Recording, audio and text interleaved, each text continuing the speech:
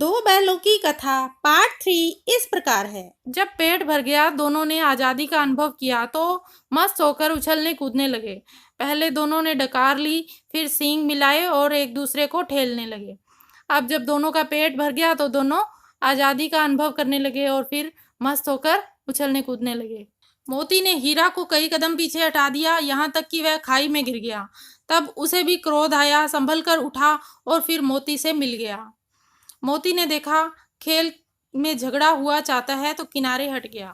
तो दोनों इस तरह से खेलने लगे, एक दूसरे से सींग मिलाकर, और कभी मोती उसको धकेल देता, कभी हीरा। इस तरह से वो दोनों खेल खेल में एक दूसरे को धकेलने लगे। लेकिन फिर मोती को लगा कि कहीं झगड़ा ना हो जाए आपस में, तो वो किनारे हट गया।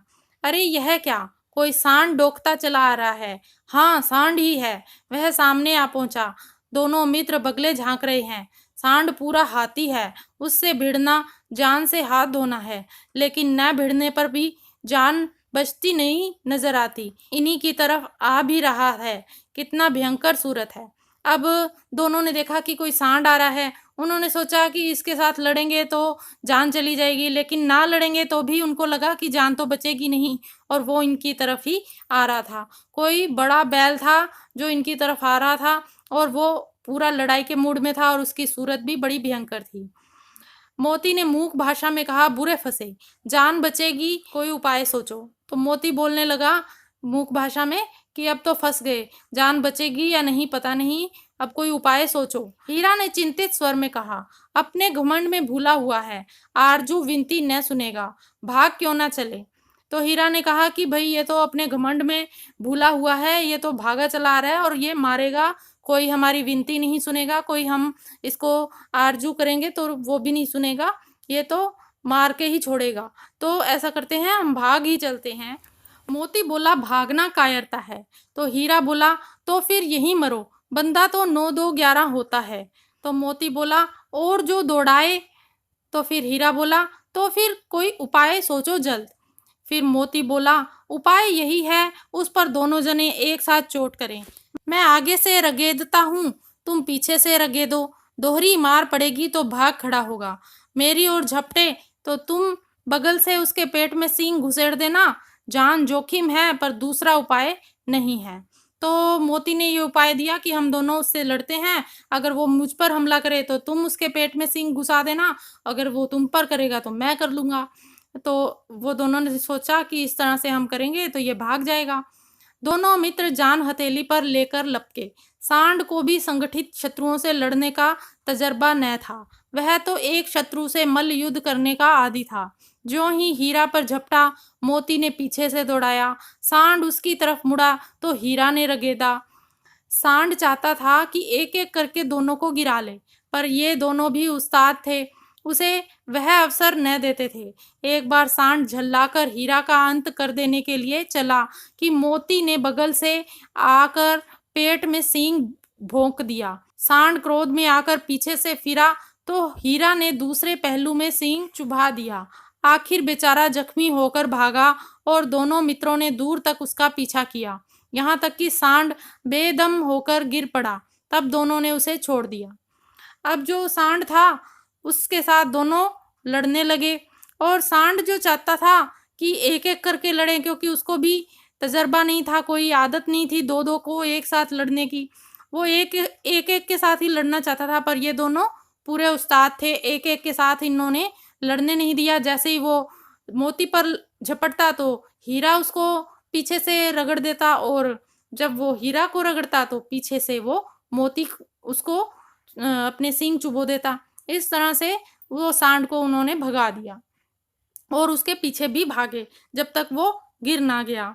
दोनों मित्र विजय के नशे में झूमते चले जाते थे। अब दोनों जीत गए तो दोनों विजय के नशे में झूमते हुए जा रहे थे। मोती ने अपनी सांकेतिक भाषा में कहा, मेरा जी तो चाहता है कि बच्चा को मार ही डालूं।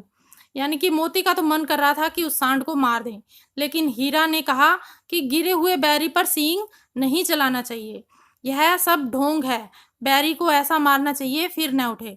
तो मोती को ये बात पसंद नहीं आई। वो तो चाहता था कि जो हमसे वैर ले उसको मार ही देना चाहिए फिर से, ताकि वो हमला ना करे। अब घर कैसे पहुंचे वह सोचो। अब हीरा को घर पहुंचने की चिंता थी, तो वो मोती से कहने लगा कि अब हम घर कैसे पहुंचेंगे, ये तो सोचो, पहले कुछ खा लें तो सोचें। मोती को लगा कि पहले कुछ खा लेते हैं तो फिर सोचते हैं। सामने मटर का खेत था ही, मोती उसमें घुस गया। हीरा मना करता रहा पर उसने एक न सुनी। अभी 2 ही 4 ग्रास खाए थे कि 2 आदमी लाठियां लिए दौड़ पड़े और दोनों मित्रों को घेर लिया। हीरा तो मेड़ पर था, निकल गया।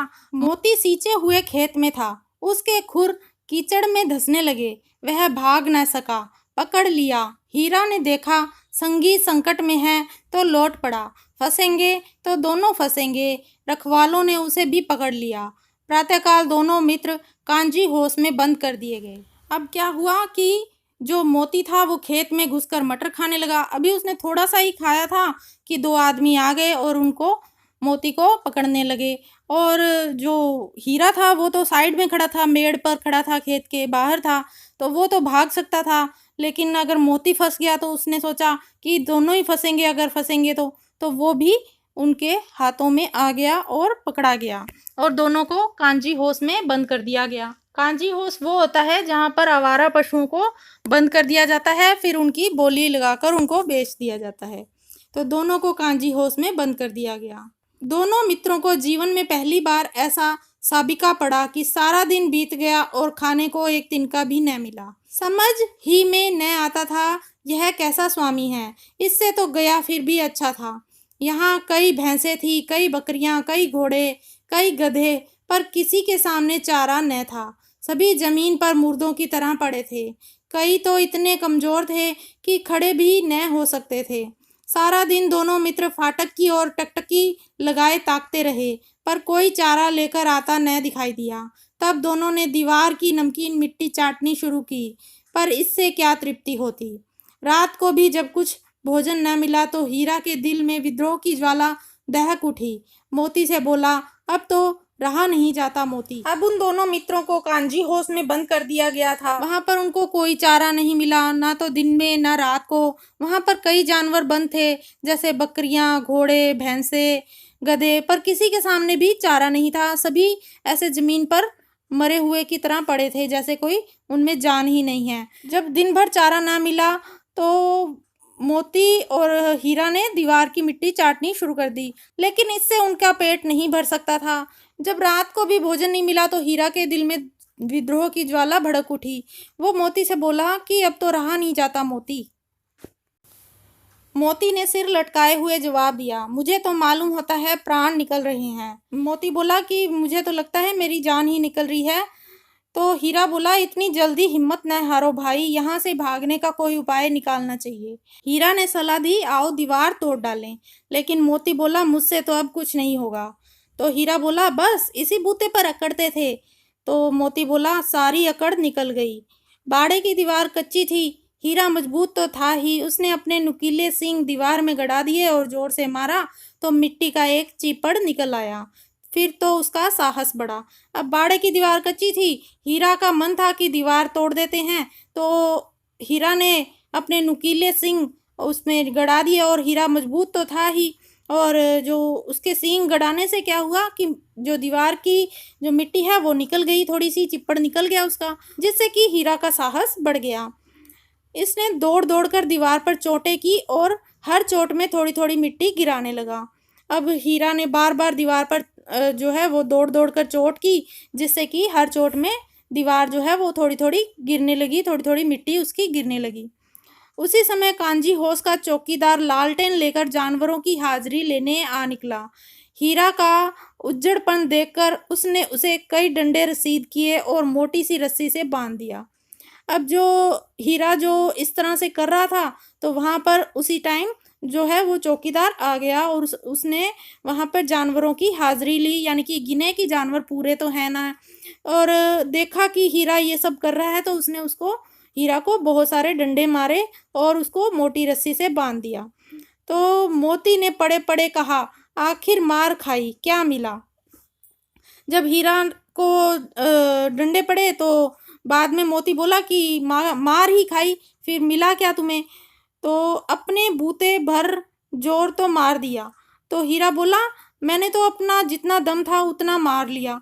ऐसा जोर मारना किस काम का कि और बंधन में पड़ जाए। तो मोती बोला कि क्या फायदा हुआ ऐसे जोर मारने का, तुम तो और बंधन में पड़ गए। जोर तो मारता ही जाऊंगा, चाहे कितने ही बंधन पड़ते जाएं। तो हीरा बोला कि मैं तो जोर मारता ही जाऊंगा, चाहे मुझे कितने ही बंधन पड़ जाए, कितना ही कोई बांध दे। जान से हाथ धोना पड़ेगा। मोती बोला कि अगर ऐसे करते रहे तो जान से हाथ धोना पड़ेगा, तुम्हारी जान चली जाएगी। तो हीरा बोला कुछ परवाह नहीं, यूं भी तो मरना ही है। सोचो, दीवार खुद जाती तो कितनी जानें बच जाती। इतने भाई यहाँ बंद है, किसी की देह में जान नहीं। 2-4 दिन और यही हाल रहा तो सब मर जाएंगे। तो हीरा बोला अगर मेरी जान चली भी जाए तो कोई बात नहीं, देखो यहाँ पर कितने जानवर बंद हैं। अगर ये सब ऐसे ही रहे 2-4 दिन तो ये सब मर जाएंगे। इससे अच्छा तो मैं कोशिश करूं और फिर मरूं। तो मोती बोला हाँ, यह बात तो है। अच्छा, तो ला, फिर मैं भी जोर लगाता हूँ। तो मोती ने सोचा हाँ ये तो बात है, सब मर जाएंगे, तो फिर मैं भी थोड़ा जोर लगा देता हूँ, वो कहता। मोती ने भी दीवार में उसी जगह सींग मारा। थोड़ी सी मिट्टी गिरी और फिर हिम्मत बढ़ी। फिर तो वह दीवार में सींग लगाकर इस तरह जोर लगाने लगा मानो किसी प्रतिद्वंदी से लड़ रहा है। आखिर कोई 2 घंटे की जोर आजमाई के बाद दीवार ऊपर से लगभग 1 हाथ गिर गई। उसने दूनी शक्ति से दूसरा धक्का मारा तो आधी दीवार गिर पड़ी। तो मोती ने जो है उस पर जोर लगाया और चोटें की, तो 2 घंटे की मेहनत के बाद आधी ऊपर से थोड़ी सी दीवार गिर गई और फिर आधी दीवार गिर गई। दोबारा जब धक्का मारा तो आधी दीवार और गिर गई। दीवार का गिरना था कि अधमरे से पड़े हुए सभी जानवर चेत उठे। 3 घोड़ियां सरपट भाग निकली, फिर बकरियां निकली, इसके बाद भैंसें भी खिसक गई, पर गधे अभी तक ज्यों के त्यों खड़े थे। अब जब दीवार गिर गई तो सभी जानवर जो अधमरे से पड़े थे, उनको क्योंकि खाना नहीं मिल रहा था, काफ़ी दिनों से चारा नहीं मिल रहा था, लेकिन फिर भी उनको लगा कि आज़ादी मिल रही है, तो वो सब जो है उठ खड़े हुए और सबसे पहले घोड़ियां भाग गई, फिर बकरियां निकल गई, फिर भैंसें भी भाग गई, लेकिन गधे जो है वो अभी तक वहीं के वहीं खड़े थे। हीरा ने पूछा तुम दोनों क्यों नहीं भाग जाते? तो एक गधे ने कहा जो फिर कहीं पकड़ लिए जाएं तो क्या हर्ज है, अभी तो भागने का अवसर है। तो गधे बोले कि अगर हम फिर से पकड़ लिए जाएंगे तो क्या फ़ायदा भागने का। तो हीरा बोला तो क्या हर्ज है, अभी तो भागने का अवसर है, अगर फिर से पकड़ लिए जाओगे तो कोई बात नहीं, अभी तो भाग जाओ, अभी तुम्हें मौका मिला है। तो वो गधे बोले हमें तो डर लगता है, हम यहीं पड़े रहेंगे।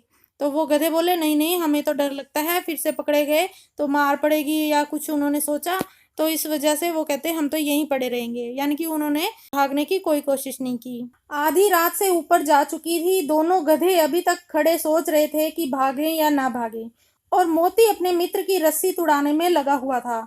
जब वह हार गया तो हीरा ने कहा तुम जाओ, मुझे यहीं पड़ा रहने दो, शायद कहीं भेंट हो जाए। अब आधी रात हो चुकी थी और वो दोनों गधे जो है वो अभी तक नहीं गए थे, वहीं खड़े थे, और जो मोती है वो हीरा की रस्सी तोड़ने में लगा हुआ था कि दोनों साथ में भागेंगे, लेकिन वो सफल न हो पाया। और तो हीरा बोला कि तुम चले जाओ, कोई बात नहीं, कभी न कभी फिर से मिल जाएंगे। मोती ने आंखों में आंसू लाकर कहा तुम मुझे इतना स्वार्थी समझते हो हीरा, हम और तुम इतने दिनों एक साथ रहे हैं, आज तुम विपत्ति में पड़ गए तो मैं तुम्हें छोड़कर अलग हो जाऊं। तो मोती ने अपनी आंखों में आंसू लाकर हीरा से कहा कि मैं स्वार्थी नहीं हूँ, हम इतने दिन साथ रहे तो अब हम साथ ही रहेंगे, अगर तुम मुसीबत में पड़ गए हो तो क्या मैं तुम्हें छोड़कर अलग हो जाऊं। हीरा ने कहा बहुत मार पड़ेगी, लोग समझ जाएंगे यह तुम्हारी शरारत है। तो हीरा कहने लगा कि तुम भाग जाओ, तुम्हें बहुत मार पड़ेगी, क्योंकि लोग समझ जाएंगे कि ये तुमने ही किया है, क्योंकि मेरे तो रस्सियां बंधी हुई हैं। मोती गर्व से बोला जिस अपराध के लिए तुम्हारे गले में बंधन पड़ा, उसके लिए अगर मुझ पर मार पड़े तो क्या चिंता, इतना तो हो ही गया है कि 9-10 प्राणियों की जान बच गई, वे सब तो आशीर्वाद देंगे। जब हीरा ने मोती को कहा कि तुम भाग जाओ, तुम्हें मार पड़ेगी, तो मोती बोला कि अगर मुझे मार पड़ेगी तो कोई बात नहीं, अगर हमने इस तरह करके अगर 9-10 प्राणियों की जान बचा दी है तो अच्छी बात है, वो सब आशीर्वाद देंगे, अगर इसके लिए मुझे मार भी पड़ी तो कोई बात नहीं। यह कहते हुए मोती ने दोनों गधों को सींग मार मार कर बाड़े से बाहर निकाला और तब अपने बंधु के पास आकर सो रहा।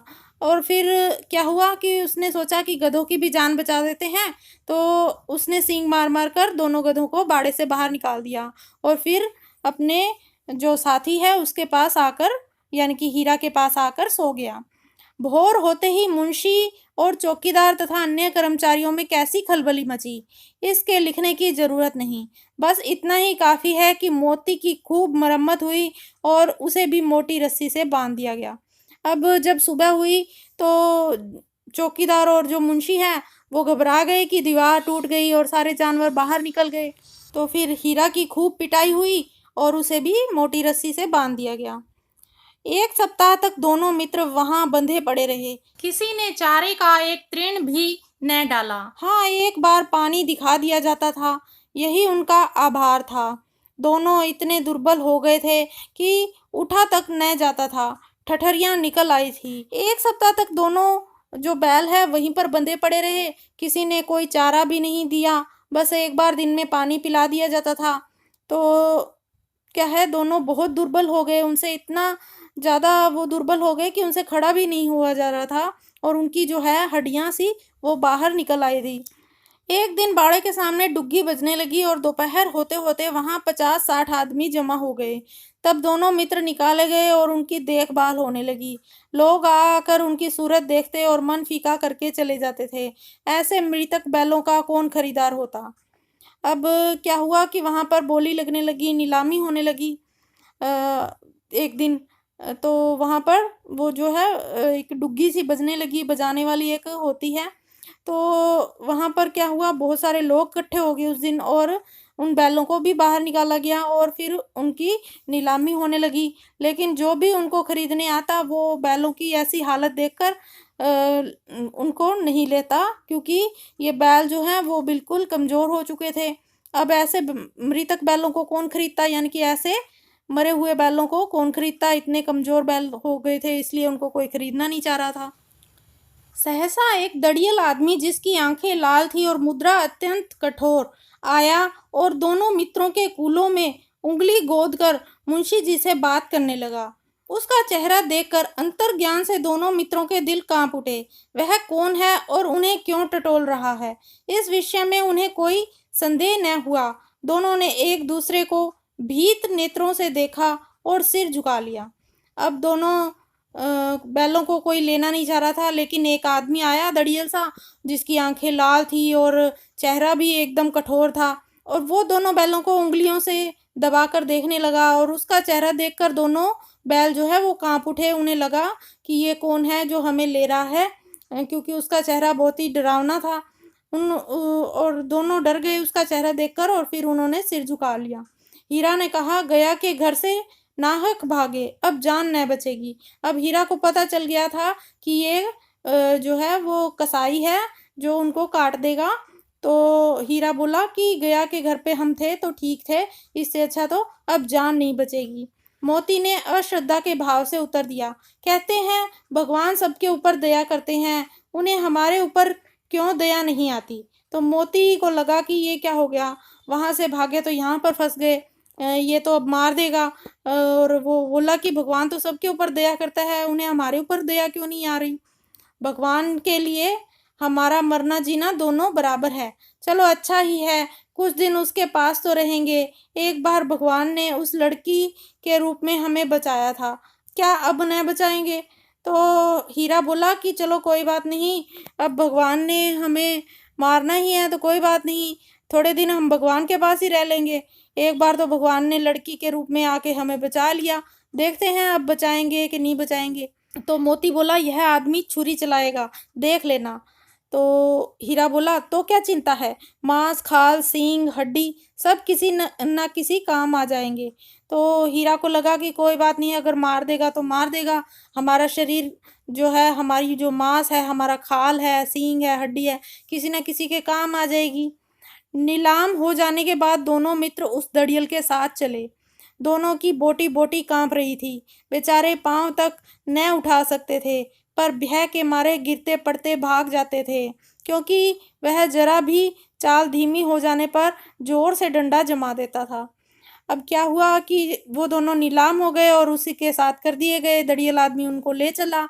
और अब वो उनके साथ चल रहे थे, तो दोनों डर रहे थे। उनकी जो है पैर वो चलते नहीं थे, डर के मारे वो बेचारे गिरते पड़ते भाग रहे थे उनके उसके साथ साथ। और अगर वो धीरे चलते तो वो जोर से डंडा मारता। राह में गाय बैलों का रेवड़ हरे हरे हार में चरता नजर आया। सभी जानवर प्रसन्न थे, चिकने चपल। कोई उछलता था, कोई आनंद से बैठा पागुर करता था। कितना सुखी जीवन था इनका, पर कितने स्वार्थी हैं सब। किसी को चिंता नहीं कि उनके दो भाई बधिक के हाथ पड़े कैसे दुखी हैं। रास्ते में जब उन्होंने गाय बैलों का जो झुंड है उनको देखा, वो तो अपना हरा हरा घास चर रहा था। जो गायें बैल थे बाकी, वो सब ऐसे चर रहे थे, चारा चर रहे थे। तो उनको लगा कि ये हमें बचा क्यों नहीं लेते, ये तो कितने आनंद में हैं, हम तो इसके हाथ में पड़े हैं, दुखी हैं।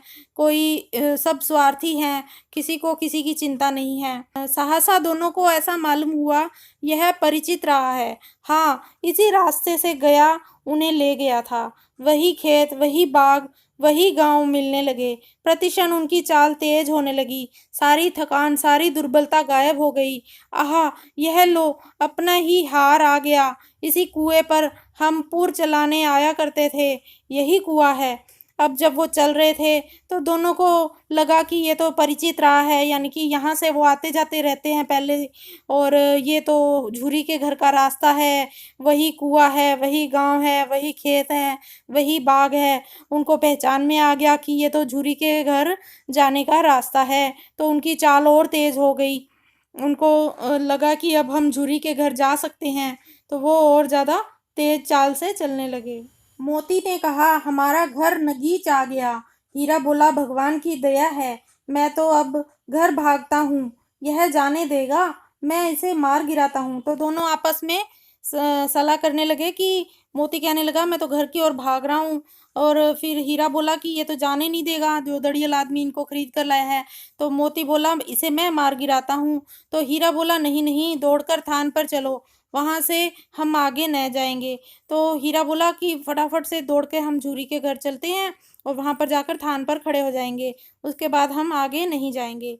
दोनों उन्मत्त होकर बछड़ों की भांति कुलेले करते हुए घर की ओर दौड़े। वह हमारा थान है। दोनों दौड़कर अपने अपने थान पर आ गए और खड़े हो गए। दड़ियल भी पीछे पीछे दौड़ा चला आता था। अब दोनों को लगा कि ये झूरी का घर आ गया है, तो दोनों भागकर अपने अपने थान पर खड़े हो गए। और जो पीछे दड़ियल आदमी था वो भी उनके पीछे पीछे आ गया। झुर्री द्वार पर बैठा धूप खा रहा था।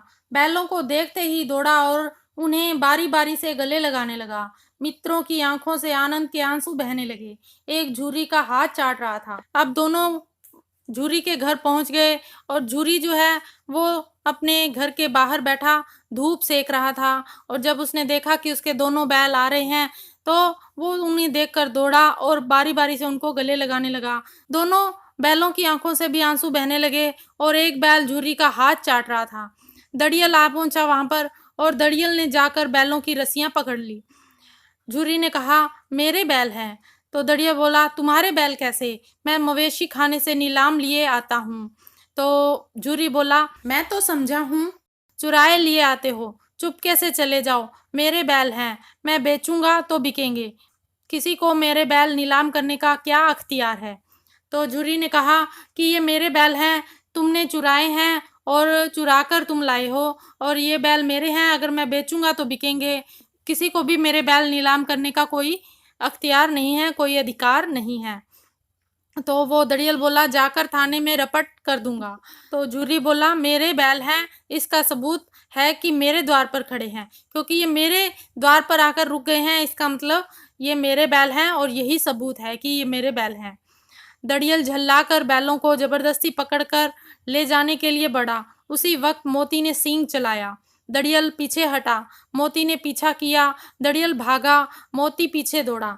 गांव के बाहर निकल जाने पर वह रुका, पर खड़ा दड़ियल का रास्ता देख रहा था।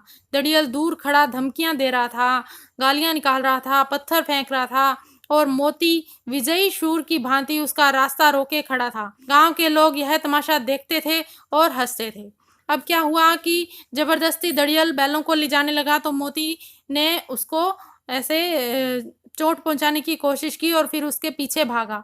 और जब वो गांव से बाहर निकल गया तब मोती रुका और वो दड़ियल जो है वो मोती पर पत्थर फेंक रहा था, गालियां निकाल रहा था और धमकियां दे रहा था। लेकिन मोती वहीं खड़ा रहा और जब तक वो वहां से चला ना गया तब तक मोती वहीं खड़ा रहा। और गांव के लोग यह तमाशा देख रहे थे और हंस रहे थे, उनको मजा आ रहा था। जब दड़ियल हार कर चला गया तो मोती अकड़ता हुआ लौटा। हीरा ने कहा, मैं डर रहा था कि कहीं तुम गुस्से में आकर मार ना बैठो। अगर वह मुझे पकड़ता तो मैं बेमारे न छोड़ता। तो मोती बोला कि अगर वो मुझे पकड़ लेता तो मैं उसको मार देता।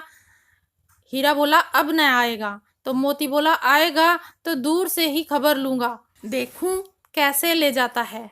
तो मोती बोला, अगर आ भी गया तो मैं उसकी खूब खबर ले लूंगा दूर से ही और देखता हूँ मुझे कैसे ले जाता है। हीरा बोला, जो गोली मरवा दे। तो मोती बोला, मर जाऊंगा पर उसके काम तो न आऊंगा। तो हीरा बोला, हमारी जान को कोई जान ही नहीं समझता। तो मोती बोला, इसलिए कि हम इतने सीधे हैं। जरा देर में नांदों में खली, भूसा, चोकर और दाना भर दिया गया और दोनों मित्र खाने लगे। झूरी खड़ा दोनों को सहला रहा था और 20 लड़के तमाशा देख रहे थे। सारे गांव में उत्साह सा मालूम होता था। उसी समय मालकिन ने आकर दोनों के माथे चूम लिए। अब जब झूरी के बैल घर पर आ गए तो उसने उसी वक्त उनको खली, भूसा और चोकर और दाना दे दिया और दोनों खाने लगे।